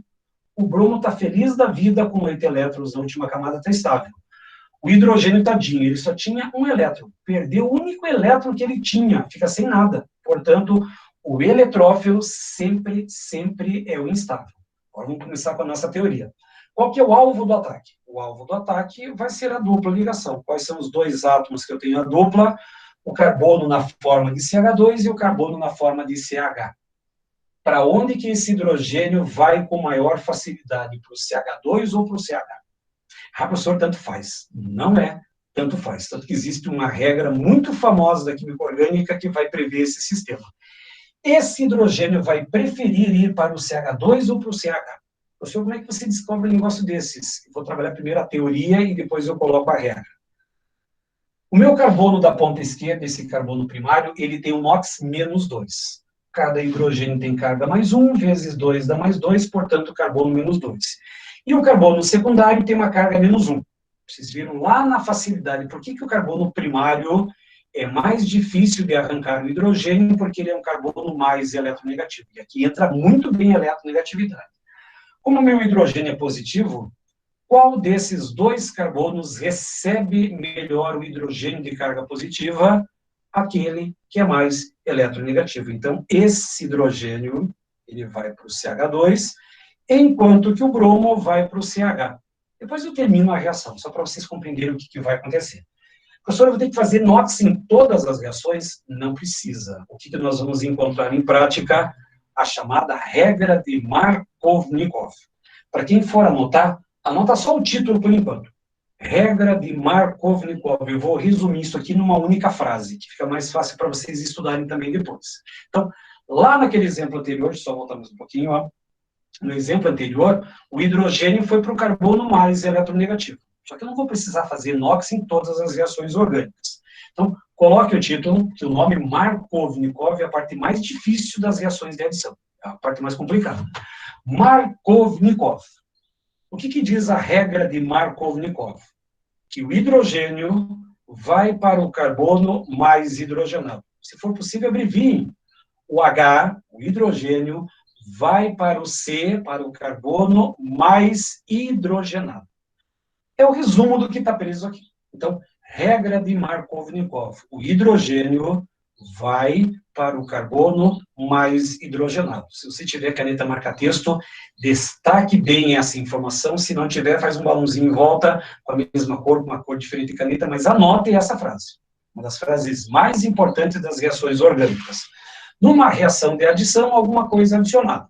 Se for átomos iguais, é fácil. Se eu tiver hidrogênio, o hidrogênio, pela regra de Markovnikov, vai para o carbono mais hidrogenado. Porém, é uma regra. Toda boa regra tem a sua exceção. E qual que é a única exceção da regra de Markovnikov? O HBr na presença do peróxido. Você vai ter que tomar cuidado com essa palavrinha aqui, ó, peróxido. Então, na hora que você for montar uma reação de adição, você vai ter que tomar cuidado com o que está escrito em cima ou embaixo da seta. Se em cima ou embaixo da seta tiver a palavra peróxido, não segue a regra de Markovnikov. Professor, o que eu faço então? Olha só que lógica. Se a regra de Markovnikov fala o seguinte, numa reação de adição, o hidrogênio vai para o carbono mais hidrogenado. Se tiver o peróxido, para onde que o hidrogênio vai? Ah, professor, então ele vai para o menos. Perfeito. É a chamada regra anti-Markovnikov. O hidrogênio vai para o carbono menos hidrogenado. É uma exceção, e é uma única exceção. Só vale para a molécula do HBr, embora existam questões que têm HCl. Então, eu prefiro que vocês se atenham na palavra peróxido. Quando apresentar o peróxido em cima ou embaixo da teta, ou no texto, a regra anti-Markovnikov, ou seja, o hidrogênio vai para o carbono menos hidrogenado. Anotaram isso? Por incrível que pareça, eu termino toda a teoria das reações de adição. São 4 frases apenas. Numa reação de adição, alguma coisa é adicionada. Caso eu tenha, qual que é o alvo do ataque? A dupla, a tripla, ligação pi, ou ciclopropano e ciclobutano, essa segunda linha. Terceira, caso eu tenha H, esse H prefere o carbono mais hidrogenado, e a quarta linha, a não ser que tenha o peróxido, que ocorre o processo inverso, a chamada regra anti-Markovnikov. Toda a teoria das reações de adição estão presas nessas 4 frases. Vamos aplicar tudo isso agora. Só voltar naquela reação anterior, só para fechar ela aqui, ó. O propeno reage com HBr. Então, o H vai para o carbono mais hidrogenado para formar o CH3.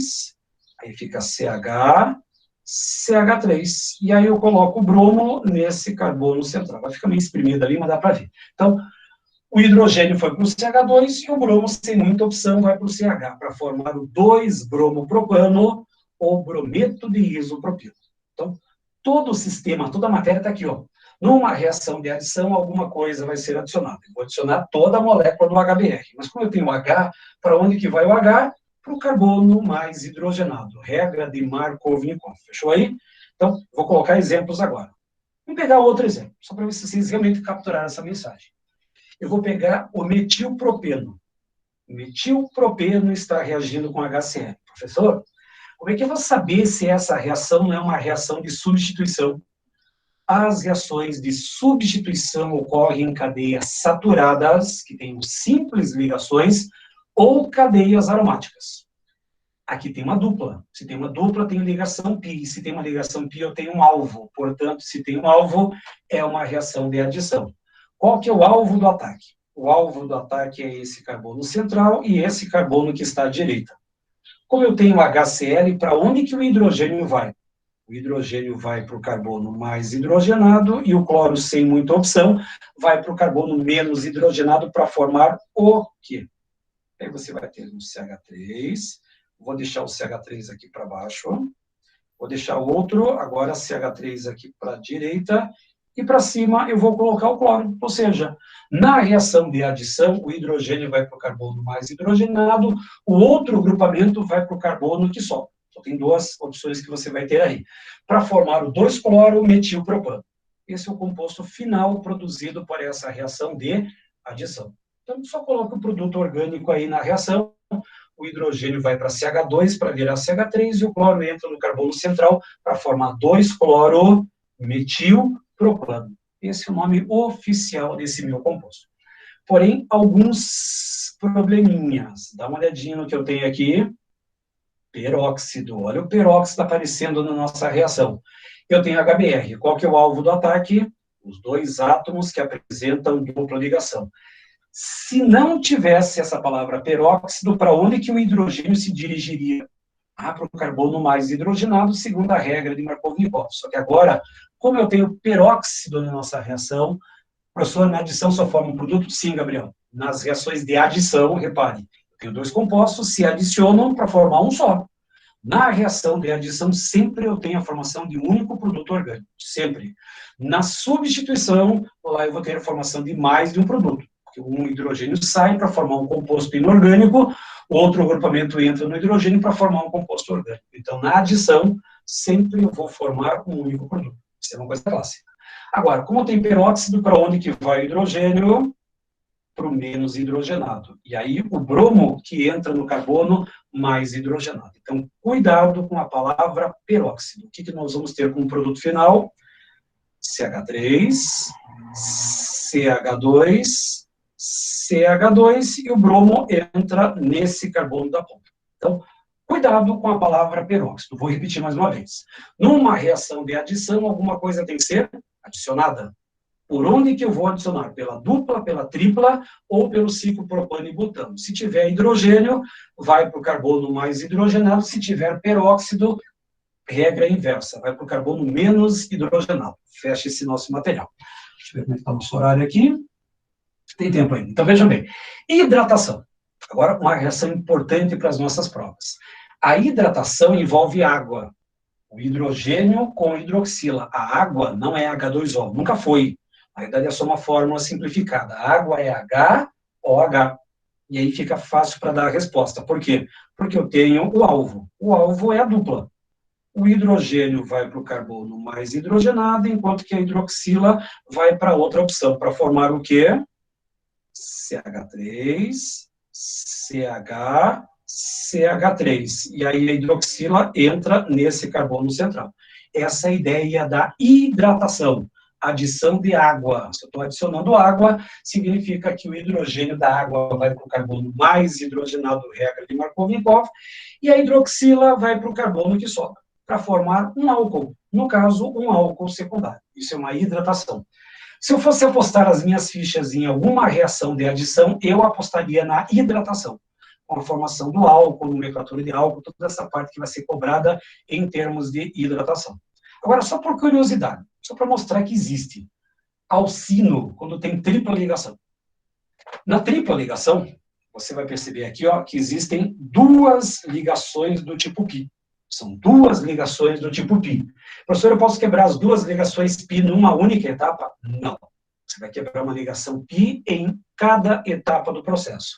Como eu tenho duas ligações π, significa que eu vou ter duas etapas. Na primeira etapa, eu vou quebrar a primeira ligação π.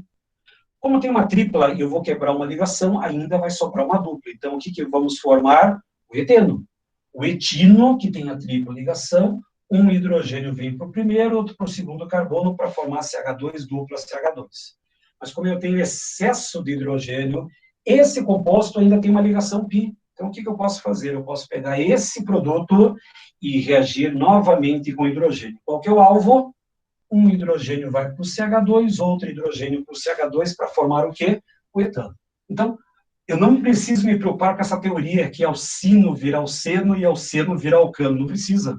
Se tiver excesso de cloro, excesso de hidrogênio, excesso da molécula, você vai adicionando a quebrar todas as ligações π, até que o composto final seja saturado. Então, essa é a ideia da hidrogenação para tripla ligação. Aí tem mais exemplos aí, mas não vai fazer sentido agora. Vou adiantar, porque eu preciso terminar outros assuntos aqui, isso que também não me interessa agora. Agora aqui, ó, aqui temos uma outra parte importante, aqui eu preciso parar para fazer o comentário. A hidratação de tripla ligação, isso aqui é importantíssimo. Faz duas provas nos últimos 5 anos que a Federal fez essa cobrança. A hidratação de compostos que tem tripla. Por quê? Porque vai formar um intermediário que é instável. Presta bem atenção no que vai acontecer aqui, ó. Princípio teoria. Qual é o alvo? Opa, vem para cá. O alvo é o C e o CH. Como eu tenho hidrogênio, o hidrogênio prefere o carbono mais hidrogenado e a hidroxila vai para o carbono C, para formar o quê? Isso daqui. Só que tem um probleminha. Reparem que esse composto, deixa eu colocar uma outra cor aqui, ó, ele tem uma hidroxila presa no carbono de dupla. E quando a hidroxila está presa no carbono de dupla, isso caracteriza o quê? Isso caracteriza um enol. E o enol é uma molécula instável. Cuidado com isso daqui. Cuidado, muito cuidado com hidratação de tripla ligação. Por enquanto, tudo normal. O hidrogênio foi para o mais hidrogenado, hidroxila para o menos hidrogenado, para formar um enol. E o que acontece no enol? O enol é uma molécula instável. Para quem lembra, o enol ele parece um refrão de música de axé. A dupla desce para o oxigênio e o hidrogênio sobe para o CH2. Então, a dupla desce e o hidrogênio sobe. Dá para fazer até quase coreografia química aqui, ó. A dupla desce para o oxigênio e esse hidrogênio sobe para o outro átomo que tem a dupla ligação para formar o quê? Na hora que desce a dupla, fica C dupla O e o hidrogênio para o CH2 vai virar CH3, C dupla O, CH3. Que função orgânica é produzida nessa reação? Uma cetona. Então, cuidado na hora da prova. Na hora que você encontra essa hidroxila, muito aluno olha a hidroxila e fala que é um álcool. E adivinha onde que vai estar o álcool? Na letra A. Forma um álcool. Falso. Forma um enol. E o enol é instável e esse enol tem o refrão da axé. A dupla desce e o hidrogênio sobe para o outro átomo que tinha a dupla ligação para formar o quê? Ou vai formar aldeído, ou vai formar cetona, ou vai formar amida. Vou aproveitar nossa dúvida. Como é que eu chamo essa isomeria que envolve a função enol? Como que eu chamo a isomeria que tem enol com uma outra função orgânica? Se puderem colocar lá e escrever para mim, a isomeria por tautomeria. Se alguém puder colocar tautomeria para alguém copiar, sem problema qualquer. Então, a dupla desce e o hidrogênio sobe é uma isomeria por tautomeria. T-A-U-T-O-M-E-R-I. Ou seja, IA, final, tá? Tautomeria. Então, só letrando tá ruim hoje, mas de qualquer maneira, tautomeria é a função. Se alguém puder escrever para mim tautomeria aí, agradeceria muito. Então, só para quem for colocar essas revisões em dia. Então, aqui tem tautomeria. Para ver como isso é cobrado na Federal do Paraná, da penúltima versão, já podemos dizer assim. Ele pegou C-tripla-N. Primeira pergunta, o que é um C-tripla-N? C-tripla-N é um nitrilo, ou nitrila. C-tripla-N é um nitrilo ou nitrila. O que acontece com essa nitrila? O nitrogênio é o mais eletronegativo, o carbono é o mais positivo. Porque aqui não tem H. E aí, para onde que vai o hidrogênio? O hidrogênio é positivo e a hidroxila é negativa.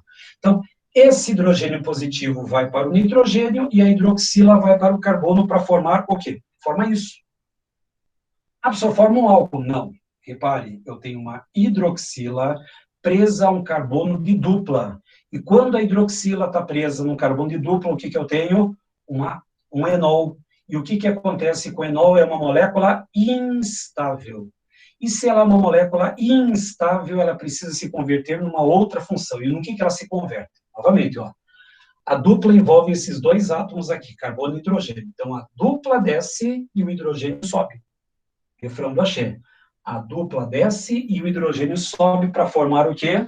CH3, C-O, NH2. Ou seja, o que está formando como produto final? Amina ou amida. As minas não tem bola, como tem a bola do oxigênio, portanto, está formando uma amida. Isso caiu na Federal do Paraná do ano retrasado. Então, preste bem atenção que essas matérias são bem modernas, são bem próximas do nosso cotidiano de prova. Então, aqui entra a chamada última reação de adição. E aí, para fechar o nosso sistema de adição, só quero comentar as reações de ciclanos. Eu falei no comecinho que eu havia já comentado a teoria. Teoria das tensões de Bayer. Um ciclo é estável quando o ângulo fica próximo dos 109 graus e 28 minutos. Esse é o ângulo de estabilidade. Quando ele estiver longe disso, é instável. Ciclo propano tem um ângulo de 60 graus, de 60 para 109, uma grande diferença, ciclo altamente instável. Ciclo butano, 90 graus, de 90 para 109 é menor, mas ele é instável também. Só que o ciclo propano é mais instável que o butano. Agora, os outros ciclos, o ciclo pentano tem um ângulo de 108 graus, portanto, é um ciclo, deu uma travadinha, um ciclo estável, e o ciclo hexano, só para lembrar das nossas aulas, o ciclo hexano é o mais estável de todos. Por quê? Porque ele tem duas conformações diferentes.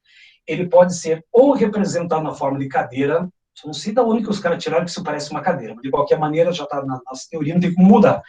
O barquinho até dá para levar, tem a forma de um barquinho de papel, mas agora, ou ele na forma de cadeira, ou na forma de barco. São as duas conformações do ciclo hexano. Então, voltamos para a teoria. Qual que é o alvo do ataque de uma reação de adição, a dupla, tripla, ou ciclo propano e ciclo butano? O que acontece no ciclo propano? Uma das ligações vai ser rompida, está no horário, está quase terminando, tá. Já tá, só mais 2 slides acaba. Rompe a ligação, um bromo vai para o CH2, outro vai para o outro CH2 para formar o quê? CH2, CH2, CH2. E aí eu vou colocar um bromo no primeiro e um bromo no segundo carbono. Pronto, resolvido o sistema. Então, numa reação de adição de ciclo propano e ciclo butano, ocorre ruptura do ciclo, forma um composto de cadeia aberta. Agora, no ciclo pentano, deixa eu até colocar isso para evitar problemas, no ciclo pentano ou ciclo hexano, eles são ciclos estáveis. Repare que aqui não tem alvo nenhum. Se não tem alvo nenhum, só tem simples ligações, o que vai acontecer? Substituição. Um dos hidrogênios pega o cloro para formar o HCl, mais, eu vou desenhar assim, ó, mais fácil. E entra o outro cloro no lugar. Ocorre uma substituição. Então, nos ciclos estáveis, ocorre substituição, porque eu só tenho simples. Se eu tivesse dupla ou ciclo propano e butano, adição. Qualquer outra coisa, por enquanto, é substituição. E aí, só para encerrar mesmo, reações de eliminação. Nossa penúltima aula fica mais fresco na memória. Só que eu vou adiantar no expediente para o nosso resuminho. Reações de eliminação, quando você elimina. Clássico. Então, tenho A e B, elimino A e B, vai formar uma dupla ligação. Ponto. Resolve esse sistema. Só que nessas eliminações eu vou trabalhar com desidratação. E a desidratação é uma eliminação de água. A hidroxila está louca para virar uma molécula de água. O que falta para essa hidroxila? O hidrogênio do vizinho. Portanto, a hidroxila pega o hidrogênio do carbono vizinho para formar água e entre os dois carbonos forma uma dupla ligação. Essa é a desidratação intramolecular, intra, que é dentro da própria molécula. Aí tem uns exemplos para mostrar o processo, mas isso aqui depois a gente vai ver, mas calma. E a outra desidratação, ela é intermolecular, inter. é entre moléculas. Então, eu preciso de duas moléculas diferentes. Aliás, duas moléculas para fazer esse sistema. Elas podem ser iguais ou diferentes. Mas o que acontece na inter? A hidroxila pega o hidrogênio para formar a molécula de água, mais uma função orgânica chamada de éter. Essa é a desidratação intermolecular. Ponto, é isso que me interessa. Então, olha só. Desidratação dentro da molécula, a hidroxila pega o hidrogênio do vizinho para formar uma dupla. E a desidratação forma éter. Repare que a terminação do éter tem a terminação do inter. É ridículo, mas funciona. E aí o ácido carboxílico, só para fazer a lembrança, isso aqui é um exemplo, tal. Eu vou colocar aqui, ó, que é a parte que me interessa. Anotem isso. A última anotação, agora eu termino para valer. Então, a desidratação de álcool pode ser quando for dentro da molécula, a hidroxila pega o hidrogênio vizinho para formar o quê? Uma dupla ligação. Aí eu coloquei numa mensagem subliminar o EN. O que representa o EN? Uma dupla ligação. Quando for uma desidratação intermolecular, vai formar o quê? Um éter. Interéter. Repare que as três últimas letras do éter são as três últimas letras do inter.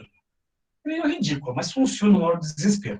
E a desidratação de ácido, não importa se é intra ou intermolecular, vai formar o quê? Um anidrido. Então, essa é a parte da revisão que você não pode esquecer. Desidratação de álcool intra, dupla. Desidratação de álcool inter, éter. E a desidratação de ácido forma anidrido, mas é muito raro ter essa informação. Mas como estamos em 2020, faço o devido comentário. Pronto, agora fechou. Só não cheguei a comentar a oxidação. Só que a oxidação foi da semana passada e está bem fresco na memória. Busquem os arquivos, mas de qualquer maneira, oxidação também está nos slides que você tem disponível no seu caderno do A+. Então, agora encerro por aqui. Ótima quinta-feira, ótimo final de semana, ótimo descanso na semana que vem. Semana que vem você vai ter uma semana de descanso. Para quê? Para botar a matéria em dia e para descansar.